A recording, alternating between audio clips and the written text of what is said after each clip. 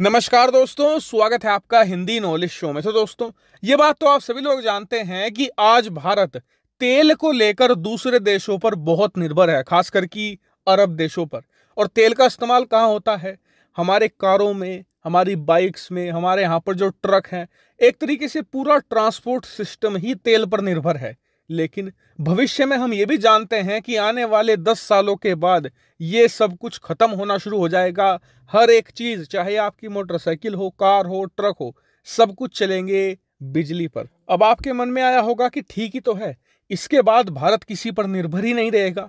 अरब देशों से हम तेल नहीं खरीदेंगे, पैसा बचेगा और हमारी निर्भरता खत्म हो जाएगी। लेकिन हमारी निर्भरता खत्म नहीं होगी और ना ही हमारा कोई पैसा बचने वाला है। पैसा फिर भी देश के बाहर जाएगा। बस हाँ, ये हो जाएगा कि हम अभी जो अरब देशों पर निर्भर हैं, उसके बाद किसी और देश पर निर्भर हो जाएंगे। मैं ऐसा क्यों कह रहा हूं? दरअसल अब से 10-15 साल के बाद जब पेट्रोल डीजल की ट्रक कारें चलेंगी तो उनके लिए बिजली भी चाहिए होगी। अब बिजली आएगी कहां से? बिजली कोयले से तो बन नहीं सकती इतनी, और आने वाले समय में तो कोयले से बनने वाली बिजली ही खत्म हो जाएगी। तो फिर बिजली बनेगी कहां से? तो बिजली आएगी न्यूक्लियर पावर प्लांट से, यानी कि परमाणु से बिजली बनाई जाएगी। यूरेनियम का इस्तेमाल होगा। जी हाँ, आपने सही पहचाना, परमाणु बम वाला ही यूरेनियम। और यूरेनियम से ऊर्जा पैदा की जाएगी, जिससे कि बिजली का निर्माण होगा और उस पर ही पूरा देश चलेगा आगे। और ये कोई ऐसी चीज नहीं है जो अब से 10 साल बाद होगी, ये अभी भारत में हो रही है। भारत में अब भी बड़े लेवल पर परमाणु बिजली पैदा की जाती है। इतना ही नहीं, भविष्य में भारत 10 और न्यूक्लियर पावर प्लांट तैयार कर रहा है, यानी कि इसकी शुरुआत तो ऑलरेडी हो चुकी है। तो अब आप खुद सोचिए कि जब न्यूक्लियर पावर प्लांट चलेंगे तो उसमें यूरेनियम की तो जरूरत पड़ेगी ही। यूरेनियम का इस्तेमाल होगा तभी बिजली पैदा होगी। यूरेनियम आएगा कहां से? तो दुनिया भर में यूरेनियम के 3-4 बड़े उत्पादक देश हैं, जैसे कि रूस, कनाडा, इसके अलावा अफ्रीका के कुछ देश। तो यानी कि भारत इन देशों पर निर्भर हो जाएगा बिजली के लिए। ये देश भारत को भविष्य में यूरेनियम देंगे तो ही हमारे यहाँ पर बिजली पैदा होगी। अब ये सुनकर आप कहेंगे कि ये तो वही बात हो गई, ढाक के 3 पात। हम अरब देशों से तेल ना खरीदे, उन्हें अपना डॉलर ना दे, उन पर निर्भर ना हो। इसी कारण से तो हम पेट्रोल डीजल से चलने वाले वाहन बंद कर रहे थे, बिजली से चलने वाले वाहनों पर जा रहे थे।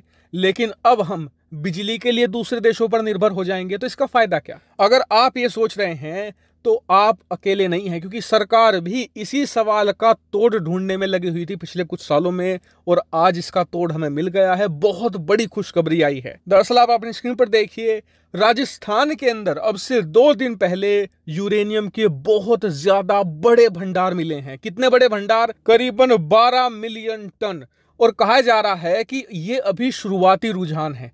अभी उस एरिया की और ज्यादा सर्वेइंग की जा रही है और कहा जा रहा है कि ये और ज्यादा बड़े हो सकते हैं। लेकिन अगर आप सिर्फ 12 मिलियन टन ही मान लेना तो आप मानकर चलिए कि कई दशकों तक भारत को किसी से यूरेनियम नहीं खरीदना पड़ेगा और भारत यूरेनियम के मामले में भी आत्मनिर्भर हो जाएगा। वहीं बात करें कि ये कहां पर है, तो बताया गया है कि जो रोहिला और कंडेला तहसील है सीकर डिस्ट्रिक्ट की, राजस्थान में, वहां पर यह पाई गई है। और ये करीबन 1086 हेक्टेयर में फैला हुआ एरिया है। और ये सब जानकारी किसी सोर्स से नहीं आई है।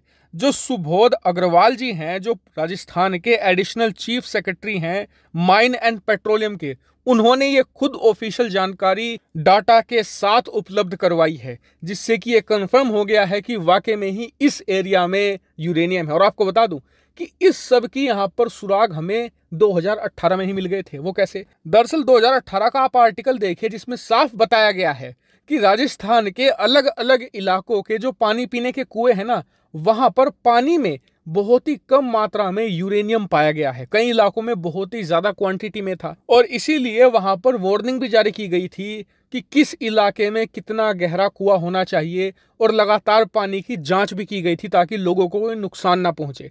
उसी समय से सर्वेइंग चल रही थी। इतना ही नहीं, हाल ही में एक मैप भी आया था, स्क्रीन पर आप देख सकते हैं, जिसमें बताया गया है कि राजस्थान के अंदर यूरेनियम के बहुत बड़े डिपॉजिट हैं। लगभग आधे से ज्यादा राजस्थान में यूरेनियम अलग अलग जगहों पर पाया जा रहा है। यानी कि हम अंदाजा लगा सकते हैं कि भविष्य में राजस्थान के अंदर हमें और ज्यादा यूरेनियम के डिपॉजिट मिल सकते हैं, जिसकी मदद से ना सिर्फ हम यूरेनियम के मामले में आत्मनिर्भर बन सकते हैं, बल्कि इसका भारी मात्रा में एक्सपोर्ट भी कर सकते हैं। इसके अलावा अब भारत को अपना यूरेनियम मिल गया है, तो भारत इसका इस्तेमाल करके अपना जो परमाणु कार्यक्रम है उसे भी बहुत ज्यादा उन्नत कर सकता है, उसकी क्वालिटी और ज्यादा बढ़ा सकता है। क्योंकि जो खरीदा हुआ यूरेनियम होता है ना, उसके साथ आप कुछ एक्सपेरिमेंट नहीं कर सकते, क्योंकि बेचने वाला देश आपसे पहले ही लिखवा लेता है कि इसका इस्तेमाल आप सिर्फ सिविलियन पर्पस के लिए करेंगे, मिलिट्री पर्पस के लिए नहीं करेंगे। ऐसे में अब भारत के हाथ खुल जाएंगे। तो यानी कि यकीनन ये भारत के लिए हर लिहाज से एक बहुत बड़ी खुशखबरी है। आपका इसके बारे में क्या मानना है, कमेंट करके जरूर बताएगा। फिलहाल इस वीडियो में इतना ही। Thank you very much for watching video.